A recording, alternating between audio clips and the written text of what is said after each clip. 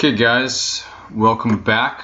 Here we are at Fed Biz Opps. Today we're going to be finding and reading through a solicitation request for proposal. This is great for anybody who's new to government contracting, learning how to do business with the government, writing proposals. We're going to be walking through an RFP step by step together. This is something that I've spent the last 5 years doing. I've gotten quite good at it, so I thought there would be some value add to start putting up videos to show those of you who are beginners or are experienced at doing this, just kind of how to quickly go through the process. So as you see, I'm on the FBO.gov website. I've selected solicitations. I didn't put any filters, so right now I'm just going to search for a solicitation RFP to review. I wanted to go through this without pre-selecting one, just to kind of show you through. So here's sign language services. This is a professional services contract. I'm going to open this up. For anybody who does professional services, you may be able to pick something up from this, but even if you don't, reading it is all the same. So this immediately takes me to my synopsis page on FBO sign language services, solicitation number. This is for the Department of the Navy. I immediately see that the response date is June 22nd. Today's May 23rd, so I have a solid month to get this complete. Jacob Walker will be my contracting specialist, or my KO, and this is being contracted out of Hawaii to be performed in Hawaii. So that needs sign language services in Hawaii. That's what they're buying. There's only one attachment here, so I'm going to go ahead and open up the solicitation and see what it's got for me.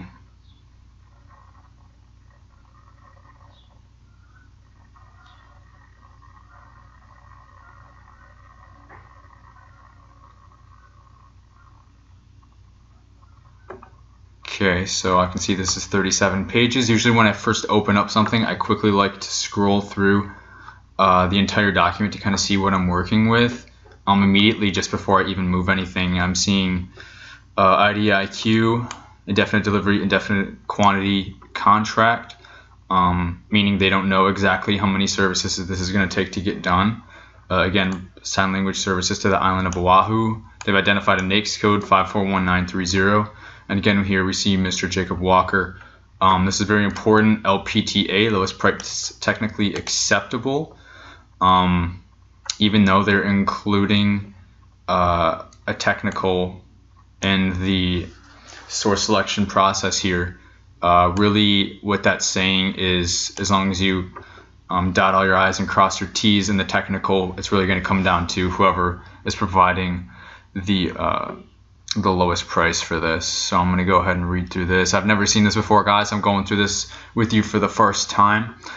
Technical factors include voice to sign and sign to voice, so they're giving us some specifics of what they need.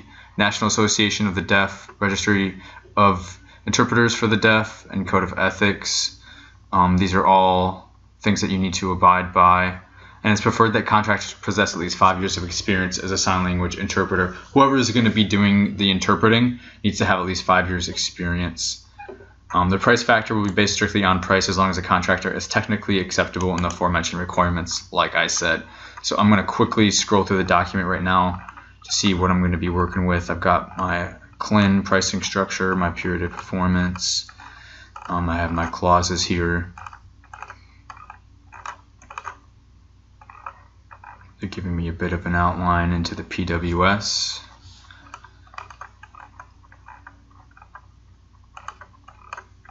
So far, this is looking pretty straightforward. Here's the wage determination.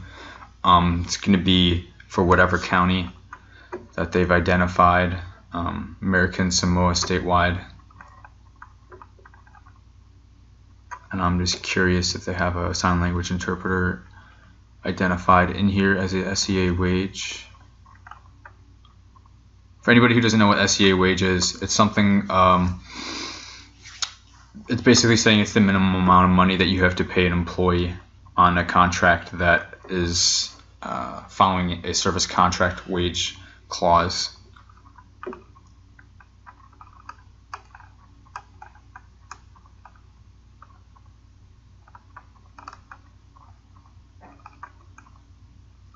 quickly scrolling through these.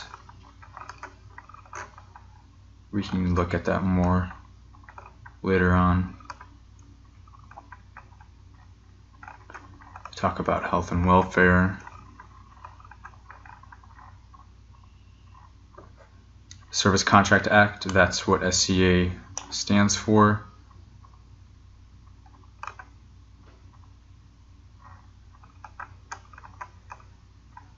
Additional clauses incorporated.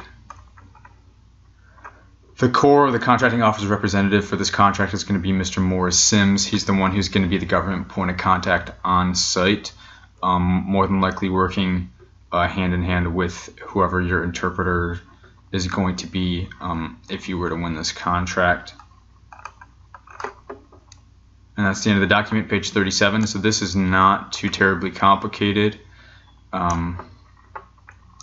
I would like to be able to find out, if possible, how many interpreters that they want. I'm looking here, it's saying hours. So we know that's going to be the unit that they're looking for the base. Now we have option year 1, option CLIN 2001, CLIN 3001, 4001. So we'll be able to see in the period of performance here the delivery dates when they are wanting these interpreters. So they're not necessarily a base in 4 years. So July 3rd through September 30th of this year, they will need interpreter services. And then the 1st of October through the 30th of September of next year. So that'll be a full year for the CLIN 1001. And then it looks like they go for full years after that. So basically they're picking up services for the rest of this fiscal year 2018. That's a shorter period of performance, and then it'll be a year on year after that. So good to know. It's a possible good contract, good long-term contract opportunity to establish a relationship with the contracting officer and the core to hopefully get some more work, maybe provide some more services. I still don't know yet how many people they're looking for. They have an option to extend services here, not to exceed for 6 months if they were to execute something like that beyond the final CLIN there. We're coming into the PWS. Maybe we'll find out some more information here. The vision statement, introduction, that's all well and good. The background, primary mission is to provide regional maintenance at the depot and intermediate levels to keep the surface ships and submarines of our nation's Navy fit to fight. So this is kind of the overall agency's mission. Contractors shall provide specifically sign language services on the PHNSY and IMF and various locations on the island of Oahu. Upon award, the contractor shall provide services for deaf and hearing impaired employees. So now we know that employees that are on this location, we're going to be providing the services to them. That's who we're going to be servicing. The government shall neither supervise, contract, nor control the method by which the tasks is being performed, and under no circumstances shall the government assign tasks to tell your interpreter what to do or to how to do his job. That's your job as an employer to do that. Business relations, that's good. Not really finding contract administration, good to know. Contract management, okay. Contractor personnel disciplines and specialties shall possess the necessary resources to manage, perform, and administer the contract. That's all well and good. Location and hours of work doesn't really tell us too much. Require support services anywhere at various locations. That's all it's telling you. Again, this is an IDIQ contract. They're not being specific. The following sections specify the performance objectives.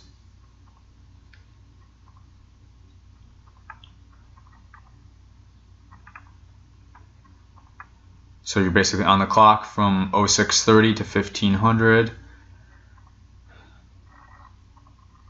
They want you to respond within requests within 3 business days for pre-planned events and meetings after given notice to have an interpreter there. And they also want you to accommodate unscheduled service requests within a 24-hour notice.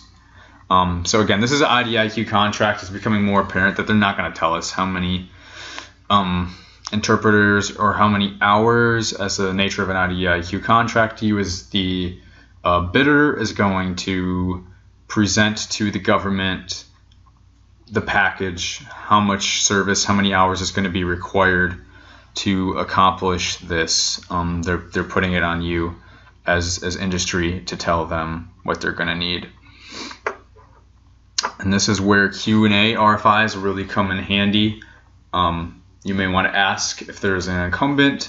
You may want to check FPDS to see if there is an incumbent on this contract, how many hours were utilized previously, how many dollars were spent, to start giving yourself a ballpark on really what this level of effort is going to be. I don't know if this is a part-time person who gets called once a month or multiple people every single week. It's really anywhere in between as far as information that they've given us. The contractor interpreter should successfully voice interpret for personnel with speech not easily understood. Okay, they're still explaining. Interpreter requirements here. These are all requirements that your people must have. And the certification and training. These are the things we touched on at the beginning. The NAD, the RID, the HQAS, level 4 or 5.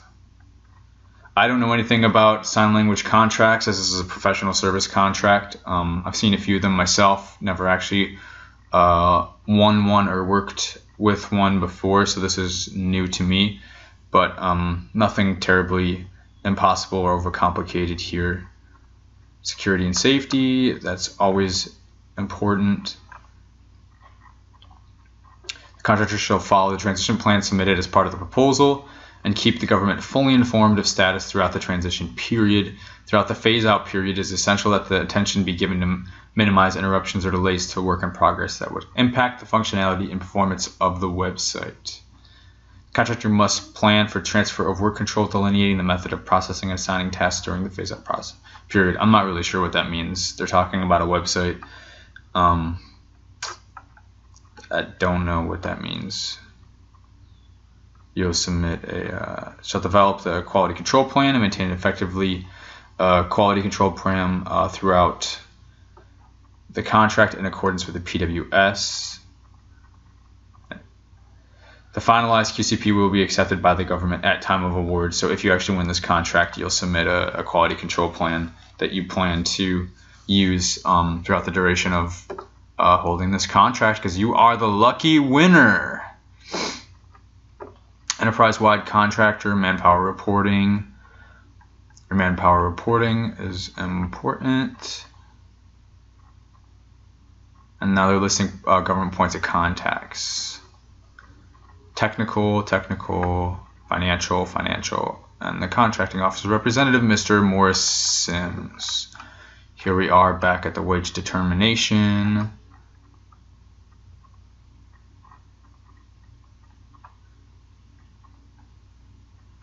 And I'm not terribly sure if they have an interpreter in here. I'm probably going to try to go Control F this.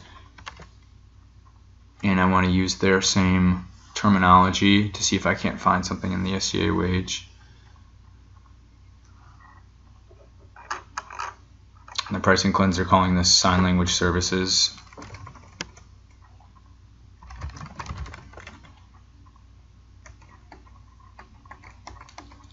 I'm going to see if I can't go to the SCA wage, see if anything comes through. It took me to the top, so I know there's nothing in the SCA wage called sign language. I'm going to look for interpreter. Did I spell that right? I don't think I did. Interpreter. So there's 21 fines for interpreter. Let's see if we can't find a labor category.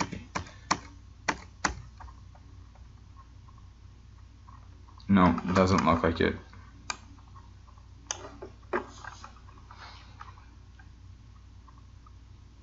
What you do is you find something as close as possible in the situation. You do not have exactly what you're looking for.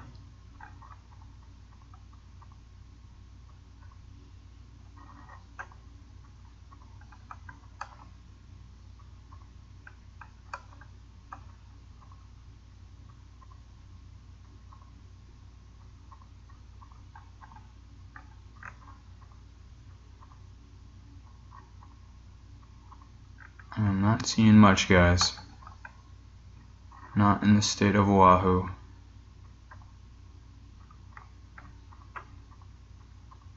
Painter, telecom, well driller, lifeguard. They probably have lots of lifeguards there.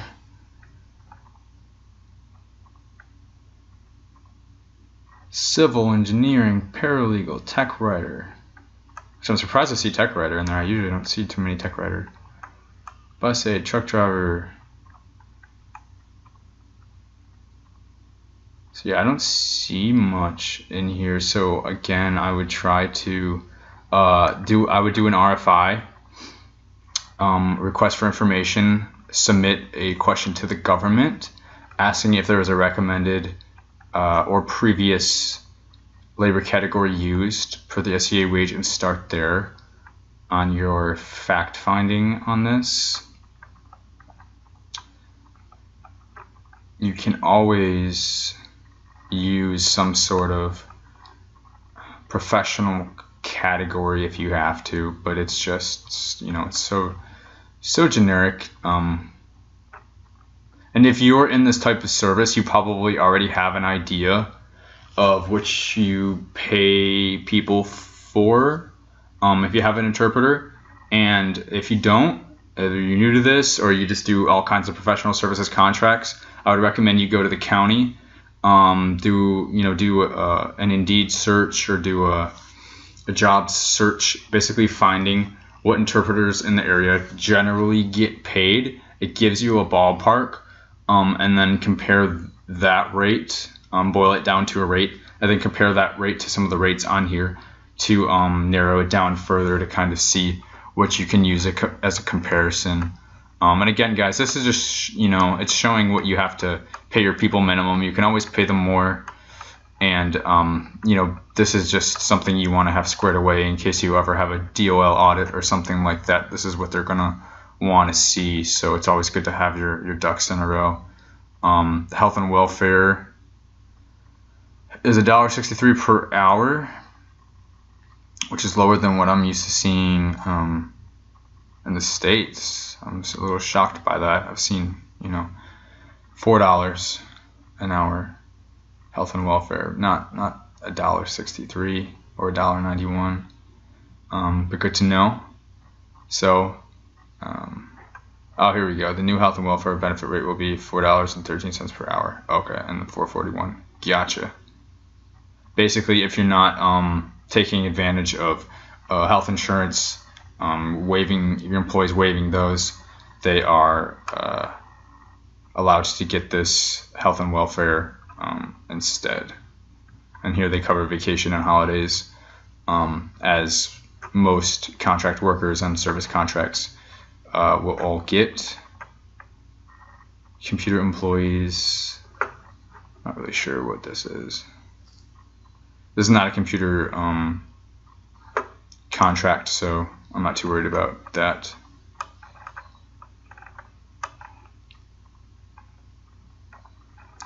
So I'm not seeing a section L, a section M.